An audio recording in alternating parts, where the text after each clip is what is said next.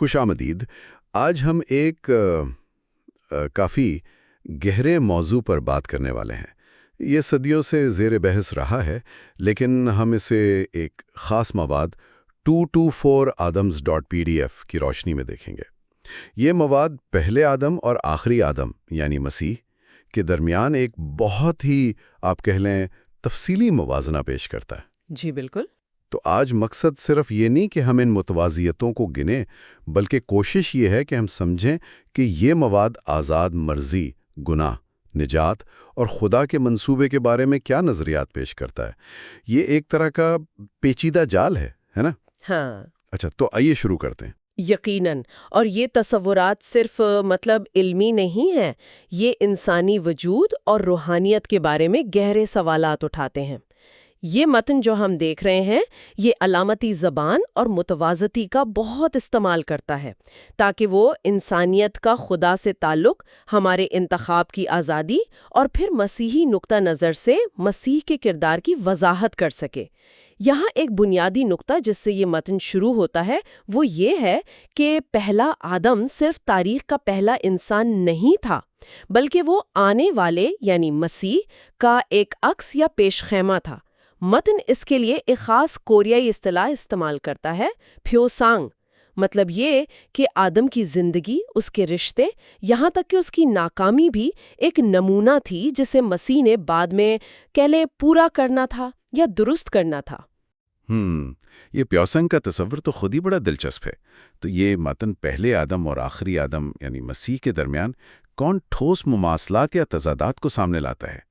جی، یہ موازنہ کافی وسیع ہے۔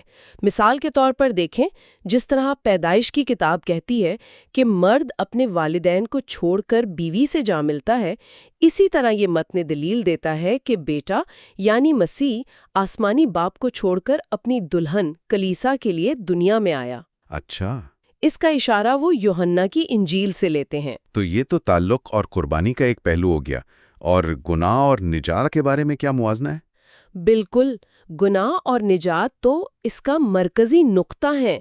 جیسے پیدائش میں وعدہ ہے کہ عورت کی نسل سانپ کا سر کچلے گی، متن اسے مسیح سے جوڑتا ہے جو عورت کی نسل سے آیا۔ پھر جس طرح پہلی عورت حوا نے ممنوع پھل کھایا، یہ متن کہتا ہے کہ آخری آدم کی دلہن یعنی کلیسا بھی ایک لحاظ سے ممنوع پھل کھا کر روحانی طور پر مردہ تھی، یعنی دنیاوی یا غلط تعلیمات یوں سمجھ لیں۔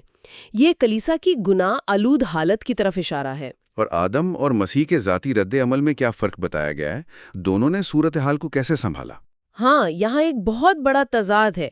متن کہتا ہے کہ پہلا آدم اپنی بیوی حوا کی محبت میں یا اس کے زیر اثر آ کر گناہ کر بیٹھا۔ اس کے بالکل برعکس، آخری آدم مسیح نے آزمائش کا سامنا کیا لیکن اس پر قابو پا لیا۔ اس کی مثال لوکا کی انجیل میں گتسمنی باغ کی دعا سے دی جاتی ہے، جہاں وہ اپنی مرضی باپ کی مرضی کے تابع کرتے ہیں۔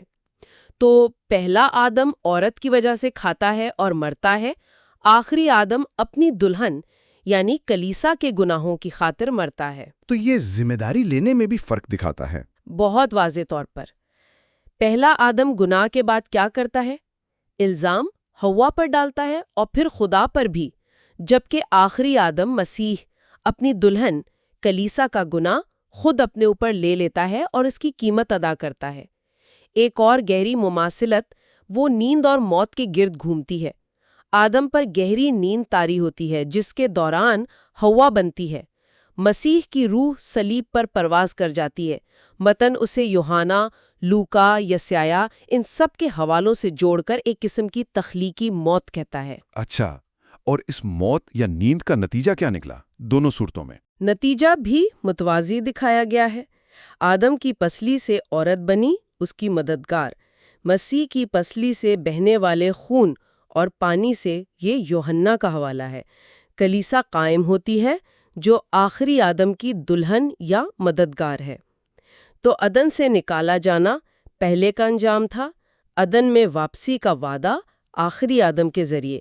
ایک چونکا دینے والا نقطہ یہ بھی ہے کہ متن کے مطابق دونوں آدم ایک طرح سے اپنی دلہن کی وجہ سے مرتے ہیں۔ پہلا اپنے گناہ کی وجہ سے جو بیوی سے جڑا تھا، دوسرا دلہن کے گناہوں کی قیمت ادا کرتے ہوئے۔ تو ان تمام متوازیتوں کا مجموعی مقصد کیا ہے اس متن کے مطابق؟ کیا صرف یہ دکھانا کہ آدم مسیح کا عکس تھا؟ نہیں، عکس دکھانے سے بڑھ کر ہے۔ رومیو 5:14 کا حوالہ دے کر متن یہ دلیل دیتا ہے کہ یہ پایو سنگ یا نمونہ خدا کے نجات کے عظیم منصوبے کو سمجھنے کی کلید ہے۔ یہ ظاہر کرتا ہے کہ انسانی تاریخ کے آغاز سے ہی خدا کا ایک منصوبہ تھا جسے آخری آدم نے مکمل کرنا تھا۔ یہ دونوں آدمیوں کی قربانی والی محبت پر زور دیتا ہے۔ آدم کی حوا کے لیے محبت، اگرچہ وہ غلط سمت میں چلی گئی، اور مسیح کی کلیسا کے لیے محبت جس کا ذکر افسیوں میں ہے، لیکن موت کی وجہ میں فرق کو بہت نمایاں کرتا ہے۔ گناہ بمقابلہ گناہ کی قیمت ادا کرنا۔ اگر ہم اسے وسیع تناظر میں دیکھیں تو متن کہہ رہا ہے کہ انسانی تاریخ کا پہلا باب نامکمل تھا اور اسے مکمل کرنے کے لیے دوسرے باب یعنی مسیح کی ضرورت تھی۔ آپ نے مددگار کا ذکر کیا، آدم کی پسلی سے حوا کا بننا اور مسیح کے پہلو سے کلیسا کا قائم ہونا۔ یہ مددگار ساتھی کا تصور جسے متن میں تومنن بھیپل کو گیا ہے، یہ کتنا اہم ہے اس ساری بحث میں؟ جی، یہ بہت مرکزی حیثیت رکھتا ہے۔ متن اس بات پر زور دیتا ہے کہ خدا نے حوا کو کب تخلیق کیا؟ ممنوع پھل نہ کھانے کا حکم دینے کے بعد۔ پیدائش 2.178 کا حوالہ دے کر اس سے وہ یہ نتیجہ نکالتے ہیں کہ آدم کو اس حکم کی پابندی کرنے اور عدن کی حفاظت کرنے کے لیے پیدائش 2.15 کا حوالہ ایک مددگار کی ضرورت تھی۔ خدا نے پہلے جانور پیش کیے لیکن وہ مناسب ساتھی ثابت نہیں ہوئے۔ پیدائش 2.1820۔ تو حوا کو بطور مددگار بنایا گیا، لیکن متنی یہاں ایک غیر معمولی نقطہ پیش کرتا ہے نا، کچھ ہٹ کر۔ بالکل، متن کہتا ہے کہ جب خدا نے آدم کو گہری نیند سلا کر گویا ایک قسم کی موت دے کر اس کی پسلی سے حوا کو بنایا جو خدا کی صورت پر تھی، اور آدم اسے دیکھ کر خوش ہوا اور اسے عورت عشا کا نام دیا۔ پیدائش 2.23۔ تو یہیں پر ایک بنیادی مسئلہ پیدا ہوا۔ متن کی تشریح یہ ہے کہ آدم کو اس وقت حوا کو اپنا بنیادی مددگار ماننے کی بجائے خدا کو اپنا اولین مددگار ماننا چاہیے تھا۔ یہ تو کافی متنازع تشریح لگ رہی ہے۔ یعنی کیا متن یہ کہہ رہا ہے کہ انسانی مددگار کا تصور ہی غلط تھا یا آدم کا انحصار غلط جگہ پر تھا؟ متن کی دلیل یہ ہے کہ آدم کا انحصار غلط جگہ پر تھا۔ حوا بطور نان ڈومینین پیپر ناکام رہی اور گراوٹ کا سبب بنی۔ اس کے برعکس آخری آدم کی دلہن یعنی کلیسا جب روح القدس سے بھر جاتی ہے تو وہ ایک حقیقی مددگار بنتی ہے۔ وہ سچائی کی گواہی دیتی ہے اور مسیح کی آمد ثانی کا راستہ تیار کرتی ہے۔ یہاں وہ غزل الغزلات کا حوالہ دیتے ہیں، وہ دلہن جو صبح کی مانند نمودار ہوتی ہے۔ تو یہ ایک طرح سے ناکام مددگار سے کامیاب مددگار تک کا سفر ہے؟ ہاں، متن کے مطابق یہ تبدیلی بہت اہم ہے۔ ناکام انسانیت یعنی پہلا آدم اور پہلی دلہن کو آخری آدم کے ذریعے نیا جنم ملتا ہے تاکہ وہ حقیقی مددگار یعنی کلیسا بن سکے۔ لیکن متن یہاں رکتا نہیں ہے، یہ واضح کرتا ہے کہ حتمی اور کامل مددگار جسے یوحنا کی انجیل میں پیراکلیٹ یا کوریائی میں پھوہیسا کہا گیا ہے، وہ روح القدس ہے جو باپ کی طرف سے بیٹے یعنی مسیح کے نام پر بھیجا جاتا ہے۔ دلچسپ بات یہ ہے کہ 1 یوحنا 2:1 میں یسوع مسیح کو بھی ہمارا پیراکلیٹ یعنی وکیل یا مددگار کہا گیا ہے۔ متن شاید ان دونوں میں فرق کرتا ہے، مسیح پہلا مددگار اور روح القدس دوسرا۔ لہٰذا پیغام یہ بنتا ہے کہ انسانیت یعنی پہلا آدم یا کلیسا کو اپنی کمزوری اور ناکامی کو تسلیم کر کے ان حقیقی الہی مددگاروں کی طرف رجوع کرنا چاہیے۔ یہ ناکامی اور انتخاب کا ذکر ہمیں سیدھا آزاد مرضی کے پیچیدہ موضوع کی طرف لے جاتا ہے۔ متن میں اسے جھایو اویجی کہا گیا ہے۔ یہاں آ کر معاملہ واقعی گہرا اور شاید زیادہ مشکل ہو جاتا ہے۔ متن کا کہنا ہے کہ آزاد مرضی کا لازمی مطلب ہے گناہ کرنے کا امکان۔ کیا یہ صحیح سمجھا میں نے؟ جی ہاں، متن کی بنیادی دلیل یہی ہے۔ وہ کہتے ہیں کہ اگر آدم نے پھل نہ بھی کھایا ہوتا تب بھی اس کی آزاد مرضی نامکمل رہتی، کیونکہ گناہ کرنے کا امکان تو بہرحال موجود رہتا۔ اور یہ صرف انسانوں تک محدود نہیں۔ متن ایوب کی کتاب کے حوالے دیتا ہے 4:18 اور 15:15، یہ دلیل دینے کے لیے کہ فرشتوں کی آزاد مرضی بھی کامل نہیں ہے اور وہ بھی ممکنہ طور پر گناہ کر سکتے ہیں یا خدا کی نظر میں پاک نہیں ہیں۔ اچھا، اگر فرشتوں سمیت سب کی آزاد مرضی نامکمل ہے اور گناہ کا امکان ہمیشہ رہتا ہے، تو پھر اس کا حل کیا ہے؟ کیا یہ تکمیل کبھی ممکن بھی ہے؟ راستہ ہے، اور وہ ہے صلیب۔ یہ متن صلیب کو صرف انسانی گناہوں کا کفارہ نہیں سمجھتا، بلکہ اسے وہ واحد الہی عمل قرار دیتا ہے جس کے ذریعے فرشتوں اور انسانوں دونوں کی آزاد مرضی کامل ہو سکتی ہے اور گناہ کا امکان ہمیشہ کے لیے ختم ہو سکتا ہے۔ اس کے لیے وہ کلوسیوں 1:20 کا حوالہ دیتے ہیں کہ خدا نے صلیب کے خون سے سب چیزوں کا میل کیا، زمینی بھی اور آسمانی بھی، اور افیسیوں 1:9-10 کا کہ سب کچھ مسیح میں جمع کیا جائے گا۔ یہ تو بہت بڑا دعویٰ ہے کہ صلیب فرشتوں کے لیے بھی ضروری تھی۔ اور کیا یہ منصوبہ اچانک بنا تھا آدم کے گناہ کے بعد؟ نہیں، متن اس بات پر بہت زور دیتا ہے کہ یہ خدا کا ازلی منصوبہ تھا۔ صلیب کوئی پلان بی نہیں تھا۔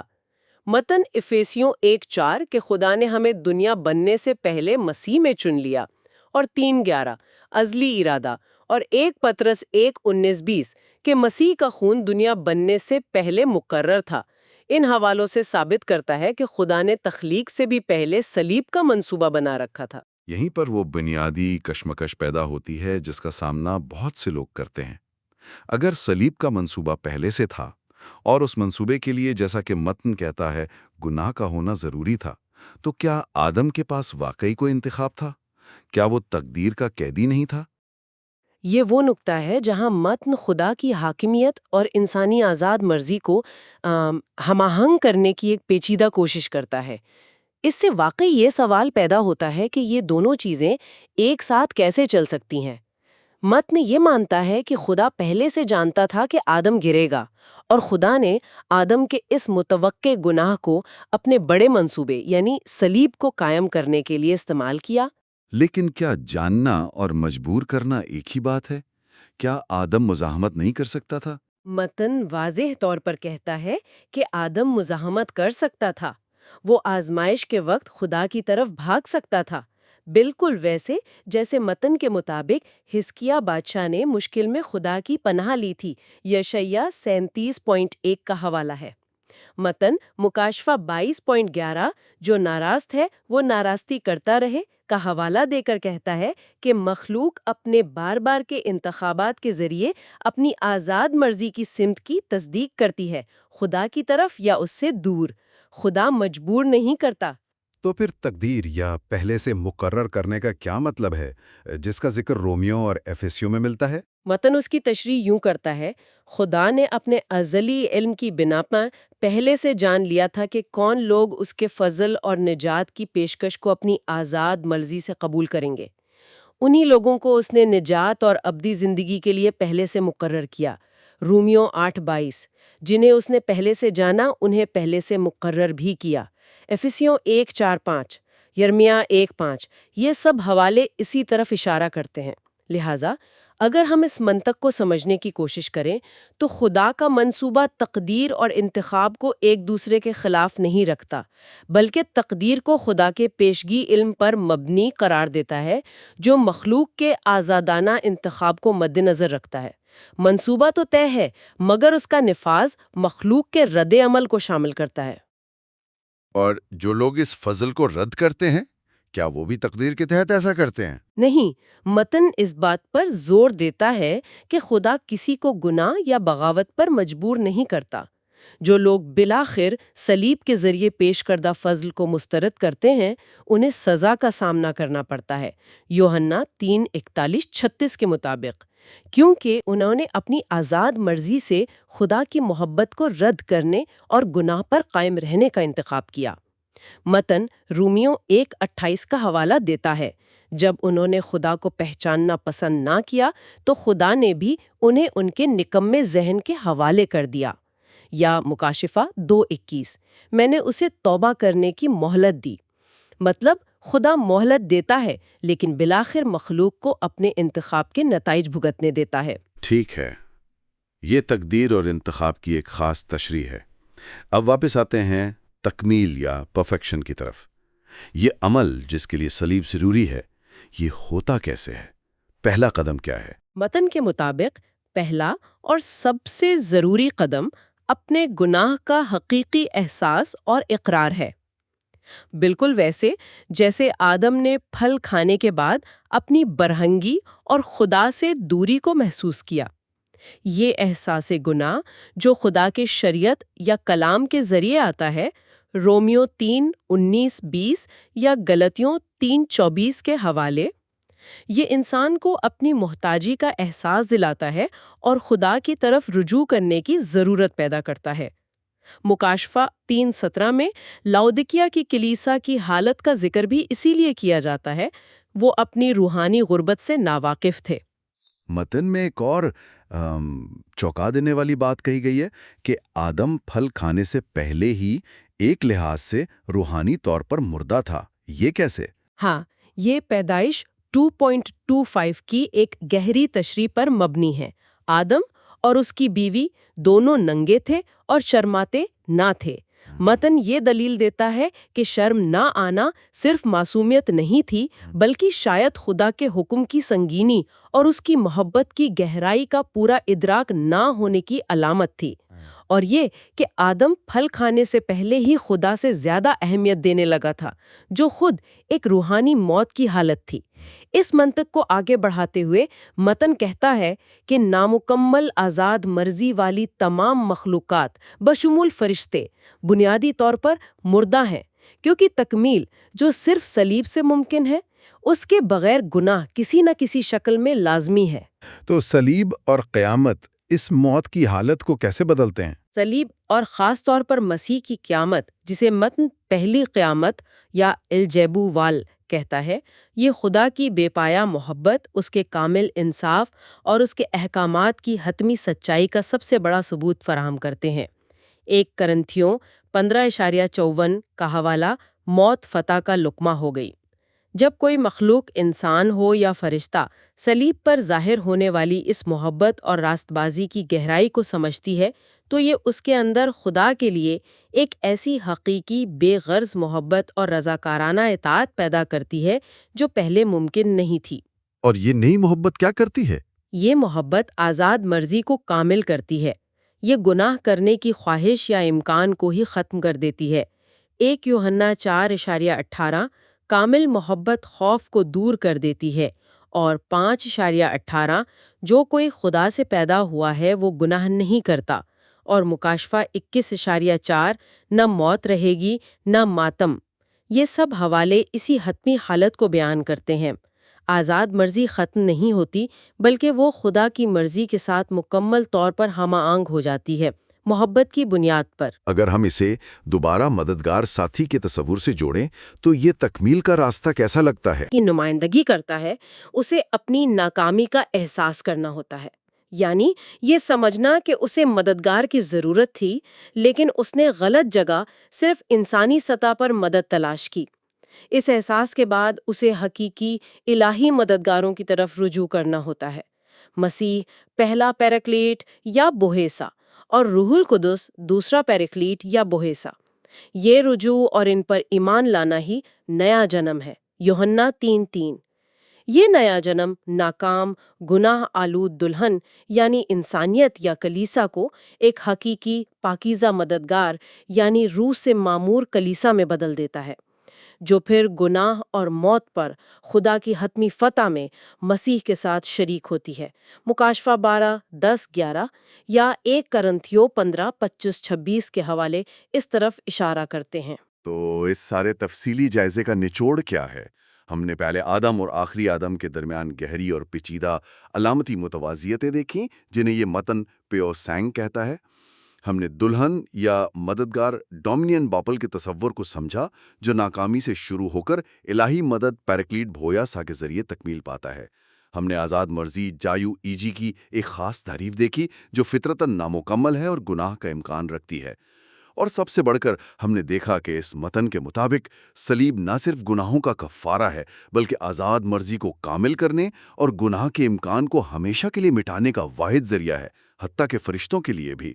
اور آخر میں ہم نے خدا کے ازلی علم اور منصوبے کو مخلوق کے حقیقی انتخاب کے ساتھ ہم آہنگ کرنے کی کوشش کو دیکھا۔ یہ بلا شبہ ایک بہت مربوط اگرچہ مخصوص اور پیچیدہ مذہبی نظام فکر ہے جو گناہ، انسانی حالت اور نجات کے وسیع منصوبے کی اپنی تشریح پیش کرتا ہے۔ بالکل، یہ متن ایک ایسا نقطہ نظر پیش کرتا ہے جو ہر چیز کو صلیب کے واقعے سے جوڑتا ہے، اسے محبت کے کامل ترین اظہار اور آزاد مرضی کی تکمیل کا ذریعہ سمجھتا ہے۔ اب جبکہ ہم نے اس متن کے دلائل کا جائزہ لے لیا ہے، سامعین کے لیے غور و فکر کی خاطر ایک سوال چھوڑتے ہیں جو براہ راست اسی مواد سے ابھرتا ہے۔ یہ متن کامل محبت یعنی صلیب پر ظاہر ہونے والی محبت کو آزاد مرضی کی تکمیل کی کلیدی قرار دیتا ہے۔ اگر محبت یا آزاد مرضی کی تعریف یا تفہیم مختلف ہو تو خدا کے منظومے اور نجات کے بارے میں مذہبی نتائج کس طرح بالکل مختلف ہو سکتے ہیں؟ یا ایک اور زاویہ یہ ہو سکتا ہے، اس متن کا یہ اصرار کہ فرشتوں کو بھی اپنی آزاد مرضی کو کامل کرنے کے لیے صلیب کی ضرورت تھی، یہ خود مخلوق کی فطری حالت اور اس کے خالق کے ساتھ تعلق کی نوعیت کے بارے میں کیا عکاسی کرتا ہے؟ کیا مخلوق فطرتاً تکمیل سے قاصر ہے جب تک خالق خود مداخلت نہ کرے؟ یہ واقعی گہرے سوالات ہیں جن پر مزید غور کیا جا سکتا ہے، جو اس متن کی روشنی میں پیدا ہوتے ہیں۔ میں مدد دی ہوگی اور کچھ نئے سوالات کو جنم دیا ہوگا۔